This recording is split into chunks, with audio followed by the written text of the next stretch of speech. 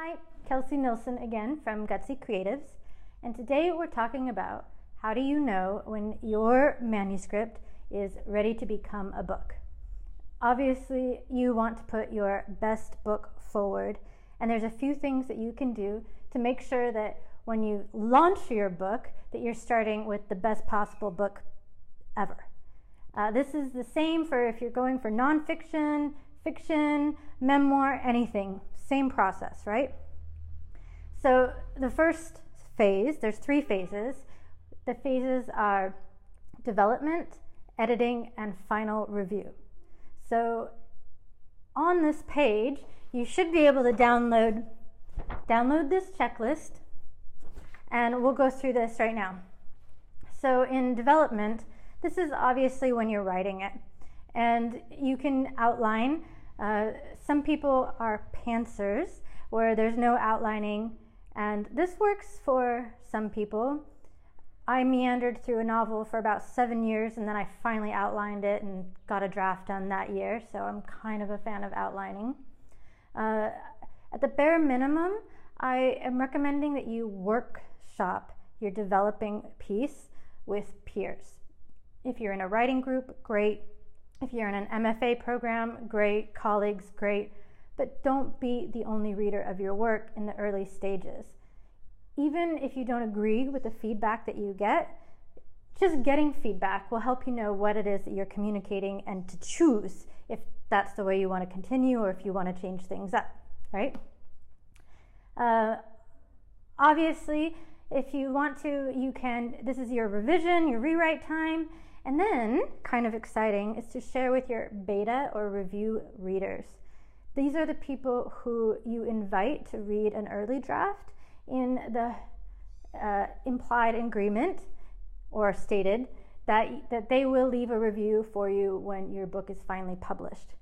This happens even before you give it to an editor, if you want, because you can get their feedback. Also, they understand that it's an early draft, not a final, and you can really involve your beta or your review readers in the process, which makes them more likely to help promote the book when it comes out and actually leave that review, right? All right, so next stage, second stage, is editing. So you're going to self-edit first for basic grammar and spelling. I highly recommend that you read your work out loud. This will help you catch some of the grammar, although your brain will still skip over because our brains are special that way. See any of my emails that have great typos. Anyway, but reading out loud will really help you with clarity. And you'll also notice when you've used the same word 3 sentences in a row. Sometimes you don't catch that until you actually read it out loud. Then there's some professional help that you can get, and all writers need professional help, especially if we're publishing.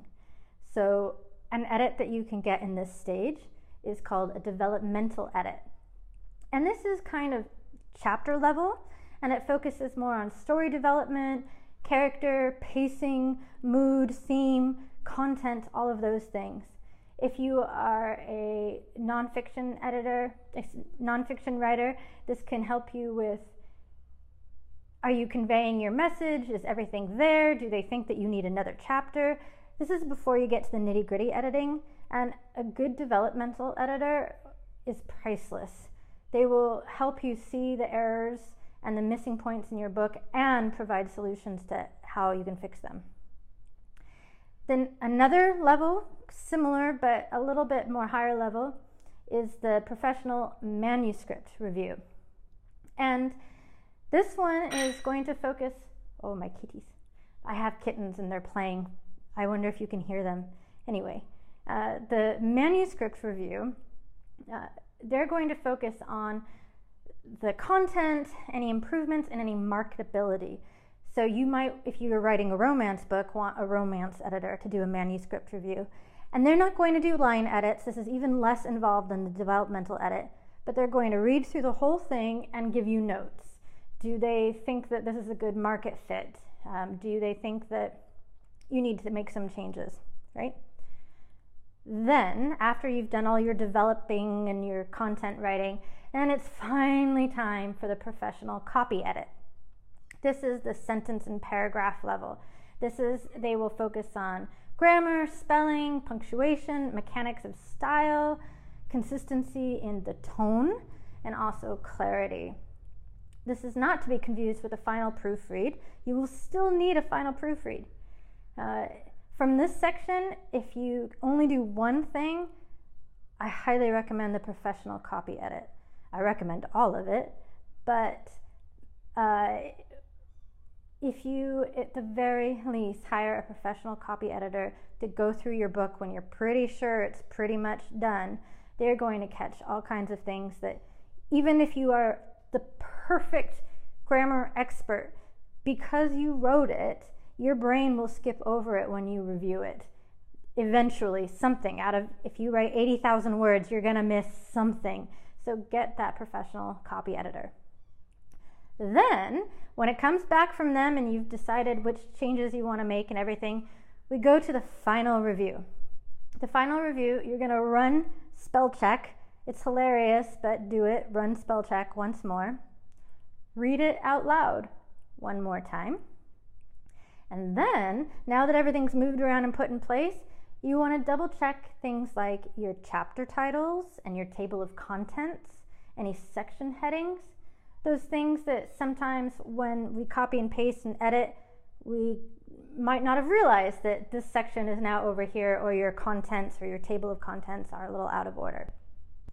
And then you're going to do your final proofread. I again do recommend that you have a professional go through it again. They don't need to spend as much time as they did on the first copy edit, but this is once you get the galleys, once it's in its ebook form, once it's in its print form and you can copy it, you can get a copy, go ahead and look one more time, and if you can, have a professional do it to find those last little errors that slipped through or that were added during the editing process. Now, I know some of you are already getting worried about how much this is going to cost if I'm saying hire professionals. There's a lot of different ways that you can cut your costs if that is a concern for you, and I'll make sure there's a link on this on some ways to save money when you're self-publishing. But tomorrow, there's one more video, and tomorrow's video is all about self-publishing cost and budget.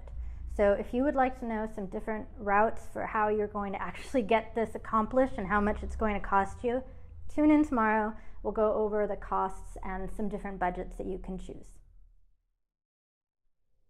So because they caused me trouble during the video, I figured you may as well get to see a couple of them. Here's two of our little kitties, and Mama Cat's coming over here asking me what the heck am I doing with them. But sorry for the distraction in the video. I can't quite keep them quiet yet.